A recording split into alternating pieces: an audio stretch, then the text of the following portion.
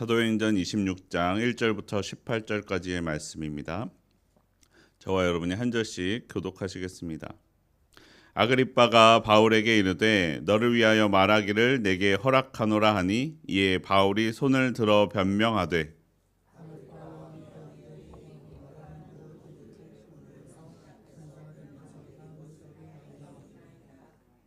특히 당신이 유대인의 모든 풍속과 문제를 아심이니이다.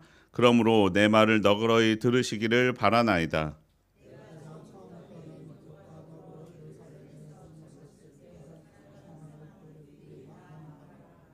일찍부터 나를 알았으니 그들이 증언하려 하면 내가 우리 종교의 가장 엄한 파를 따라 바리새인의 생활을 하였다고 할 것이라.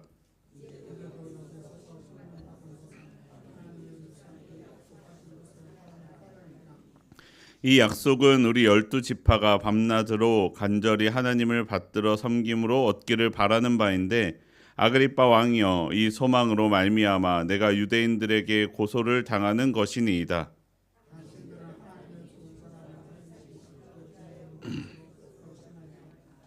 나도 나사렛 예수의 이름을 대적하여 많은 일을 행하여야 될 줄 스스로 생각하고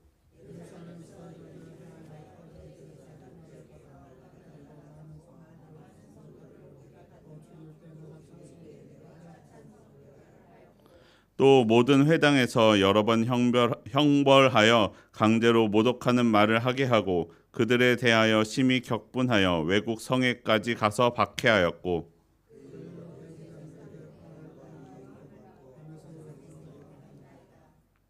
왕이여 정오가 되어 길에서 보니 하늘로부터 해보다 더 밝은 빛이 나와 내 동행들을 둘러 비추는지라.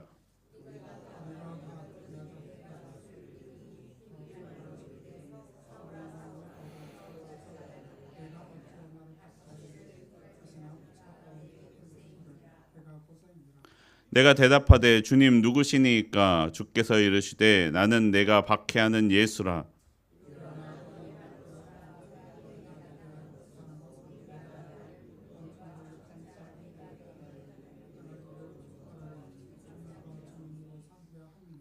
이스라엘과 이방인들에게서 내가 너를 구원하여 그들에게 보내어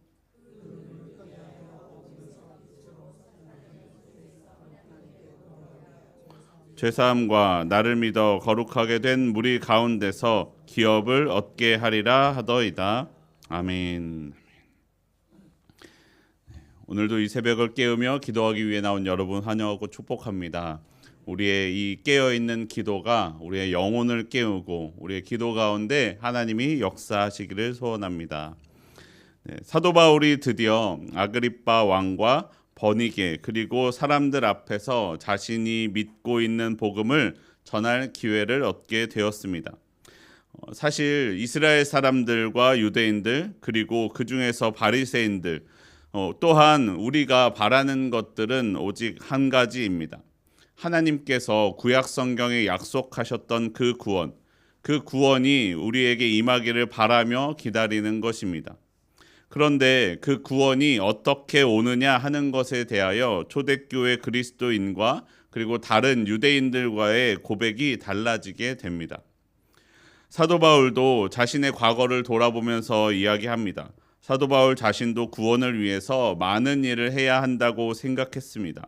사도 바울 자신은 유대인들 중에서도 가장 엄격하게 세분화해서 하나님의 법인 율법을 지키려 하는 사람들의 계열에 속해 있던 바리새인이었습니다. 모든 율법을 엄격하게 지키려고 하였습니다. 그리고 그 자신이 율법을 지키는 것에서 머무는 것이 아니라 다른 사람도 그 율법을 지키게 해야 한다고 그 일을 해야 한다고 생각했습니다. 그것을 방해하는 존재들을 모두 죽이기까지 열심을 가지고 있었습니다. 나사렛 예수의 이름을 대적하는 것이 그 일 중에 하나였습니다. 많은 사람을 옥에 가두고 죽이는 일에 찬성 투표를 하고 회당에서 형벌하고 예수를 모독하는 말을 하게 하여 배교하게 하는 것, 그것이 그가 행했던 일입니다. 예수님을 믿는 사람이 있다고 하면 외국에 있는 성까지도 쫓아가서 박해하였습니다. 다메섹으로 갔던 여정도 그 일 중에 하나였습니다. 그런데 다메섹에서 예수님을 만난 이후로 그는 달라지게 되었습니다. 그런 것으로 하나님의 구원이 주어지지 않는다라는 것을 깨닫게 되었습니다. 하나님의 방법대로 하나님이 주신 그 방법, 그리스도이신 예수님을 믿음으로 구원을 얻는다라는 것, 그것은 우리의 노력에 따른 결과가 아니라 오직 하나님의 은혜로 가능한 일인 것을 깨달았습니다. 그리고 그 이후에 사도 바울의 삶은 달라졌습니다. 구원은 하나님의 은혜입니다. 구원은 사람의 어떤 행위로 이루어지는 것이 아닙니다. 하나님은 우리에게 은혜로 구원의 길을 열어주셨습니다. 그리스도이신 예수를 믿음으로 우리는 하나님의 구원을 받게 되었습니다. 그것이 구약 성경에서 말씀하셨던 우리를 구원하시는 하나님의 방법입니다. 구원은 하나님의 은혜로 이루어지고 하나님이 보내신 구원의 길, 복음 그 자체이신 예수 그리스도를 믿음으로 이루어집니다. 예수님을 믿는 사람에게는 삶의 변화가 나타납니다. 예수님을 만나면, 예수님을 내 마음에 모시면 내 삶의 근원, 내 마음이 바뀌게 됩니다. 아무리 삶의 모습이 구원받은 사람처럼 산다고 할지라도 여전히 세상적인 욕심 때문에 그렇게 행동하며 살아간다면 그 사람은 구원으로부터 먼 사람일 것입니다. 하나님은 우리의 중심을 보시는 분이기 때문입니다. 하나님은 내 마음의 중심이 오직 자기만을 위한 것, 그리고 세상의 욕심으로 가득한 것을 기뻐하시지 않으십니다. 나의 마음이 사랑하는 하나님과 함께하는 것, 하나님이 지으신 세상을 사랑하는 것, 하나님이 사랑하시는 사람들을 사랑하는 것으로 채워지기를 바라고 계십니다. 그리고 그 모습이 나의 삶에 나타나기를 바라고 계십니다. 예수님을 믿고 하나님의 나라를 믿는 여러분, 내 삶이 여전히 세상 욕심에 따라 살지 않기를 바랍니다. 곧 오실 하나님의 나라를 소망하고 기대하며 지금부터도 하나님 나라의 기준에 따라 삶을 살아가는, 이 땅에서도 이미 하늘나라에 사는 것처럼 살아가는 저와 여러분의 삶이 되기를 바랍니다. 사도 바울은 하나님의 은혜로 예수님을 만남을 통하여 자신의 행위가 아닌 믿음으로 구원받게 됨을 알게 되었습니다. 그리고 예수님은 바울에게 예수님을 본 것과 앞으로 나타날 일에 대하여 종과 증인으로 삼으셨습니다. 이스라엘과 이방인들에게 보내어 어둠에서 빛으로, 사탄의 권세에서 하나님께로 돌아오게 하기 위함입니다. 바울과 함께 예수님을 믿어 기업을 얻게 하시리라 라고 말씀하셨습니다. 우리 청년들에게 설교할 때도 이런 피드백이 들어왔는데요. 구원을 받아 예수님께서 내 마음의 중심에 오신다고 하면, 하나님의 마음으로 이 세상을 살아가야 한다라고 하면 두려움을 갖는 사람들이 있습니다. 내가 하고 싶은 것, 내가 좋아하는 것을 이제 더 이상 하지 못하게 되는 것을 아니까.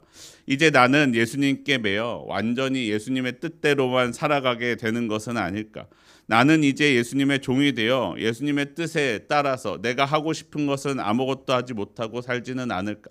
그리고 그 일을 내가 온전히 이룰 수 있을까라며 고민하는 사람들이 있습니다. 그것은 온전히 맞는 말은 아닙니다. 예수님을 믿는 사람이 예수님께 완전히 매여서 예수님과 함께 살아간다. 이것은 맞습니다. 예수님을 마음으로 믿으면 삶의 기준이 바뀌고 삶의 변화가 나타납니다. 이전과 다른 삶을 살아갑니다. 하지만 그렇다고 우리의 삶의 모습이 완전히 달라지는 것은 아닙니다. 여러분, 사도 바울의 모습도 생각해 보십시오. 사도 바울의 삶이 무엇이 달라졌습니까? 외적인 모습으로 보면 바울은 그 이전 예수님을 만나기 이전과 똑같이 여전히 외국 성으로 다니고 있습니다. 자신이 믿는 도를 전하고 있습니다.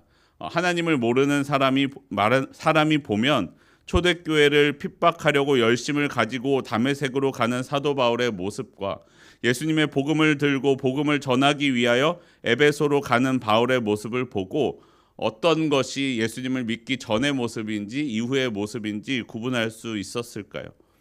사도 바울이 바뀐 것은 그가 쫓는 자에서 쫓기는 자가 된 것, 생명을 죽이는 자에서 살리는 자가 된 것, 핍박하는 자에서 핍박받는 자가 된 것입니다. 삶의 모습에서 외적인 모습과 삶의 형태는 달라지지 않았지만 사도 바울의 삶은 모두 예수님을 닮아가는 모습으로 변화되었습니다. 그 똑같은 행동을 하고 있지만 그 전하는 내용이 그의 중심이 바뀌었습니다. 여러분, 우리가 예수님을 믿게 되어도 대부분의 사람들에게 기적적이고 획기적인 변화가 나타나지는 않습니다. 예수님을 깊게 믿게 되었다고 갑자기 하던 일들을 모두 다 관두고 신학교에 들어가서 목사가 되는 것은 아니다라는 것입니다. 물론 가끔은 그렇게 부르시는 분들도 계시지만 말입니다. 예수님을 믿었다고 가정을 버리고 뛰쳐나와 기도원에서 하루 종일 기도만 하며 살지도 않습니다. 성경은 오히려 그런 것이 바른 신앙의 모습이라고 말씀하지 않습니다. 때때로 우리 가운데 구분되어서 인생 중에 가끔 그런 시간을 들여야 할 필요가 있을 뿐입니다. 변화되는 것은 내 겉모습과 내 행동이라기보다는 내 마음과 내 삶의 내용입니다. 생명을 죽이는 삶에서 생명을 살리는 삶이 되는 것입니다. 똑같은 일을 하면서도 불평과 불만으로 가득했던 일 가운데 하나님의 마음으로 감사할 일들을 발견하게 되는 것입니다. 많은 사람이 당연하게 여기는 잘못된 일들을 손해를 감수하면서도 거부하는 것입니다. 그것은 내가 좋은 것을 누리지 못하는 것이 아닙니다. 더 좋은 다른 것을 알게 된 것입니다. 내가 좋아했던 것들이 더 이상 좋지 않다라는 것을 깨닫게 되는 것입니다. 어린 시절 먹었던 음식을 생각해 보면 무엇을 좋아했냐면 라면을 좋아했습니다. 그 라면에 맵고 자극적이고 맛있는 맛이 얼마나 입에 좋고 답니까? 그런데 여러분 앞에서 죄송하지만 나이가 먹어가면서 라면을 먹으면 가끔씩 배가 아플 때가 있습니다. 이것이 입에는 지금 자극적이고 좋은데 이것이 진짜 내 몸에 좋지 않다라는 것을 깨닫게 됩니다. 이제는 라면보다 더 맛있는 것들, 간을 하지 않은 고기들과 그리고 더 순수한 재료의 맛을 끌어내는 음식들이 내 몸에 더 좋다라는 것을 깨닫게 된 것입니다. 이런 사람이 있습니다. 힘든 청소 일을 하면서 늘 미소를 띠고 있는 한 청소부는 이렇게 이야기했다고 합니다. 나는 지금 지구의 한 모퉁이를 청소하고 있다네. 그는 그 이전에도 같은 일을 하면서 남들이 하기 싫어하고 지저분한 일로 생각하며 불평과 불만을 가지고 나는 왜 이런 일밖에 하지 못하냐라고 생각했던 사람에서 그의 생각이 바뀌어 그가 하는 일이 지구를 깨끗하게 하는 일이 되는 것입니다. 사랑하는 성도 여러분, 여러분의 삶의 자리가 그렇게 되기를 소원합니다. 예수님으로 여러분의 은혜와 감사가 여러분을 통해 흘러나가는 삶의 자리가 되기를 바랍니다. 여러분을 통하여 그 지나가는 모든 자리 가운데 감사와 기쁨이 더욱더 충만하게 되는 참된 그리스도인의 삶을 살아가는 저와 여러분의 삶이 되기를 소원합니다. 우리 함께 기도하겠습니다. 하나님, 나에게 찾아오셔서 구원의 은혜를 베풀어 주심에 감사합니다. 구원에 있어서 나는 아무런 공로가 없지만 주님께서 내게 베풀어 주신 우리 주 예수 그리스도의 은혜로 말미암아 내가 예수님을 믿음으로 구원을 받음을 감사드립니다. 주님, 내가 그 감사에 합당한 삶을 살게 하여 주시옵소서. 내게 찾아오신 예수님의 그 은혜로 말미암아 내 삶에 있는 모든 것들 가운데 하나님께서 주시는 은혜와 감사를 찾게 하여 주시옵소서. 내 일들 가운데 감사와 은혜를 고백함으로 나를 만나는 이들도 아버지 하나님의 은혜와 감사를 고백할 수 있는, 함께 고백하는 주의 자녀로 세워가는 주의 자녀로서 살게 하여 주시옵소서. 오늘도 내 삶에 감사할 일들을 베푸시는 우리 주 예수 그리스도의 이름으로 기도합니다. 아멘.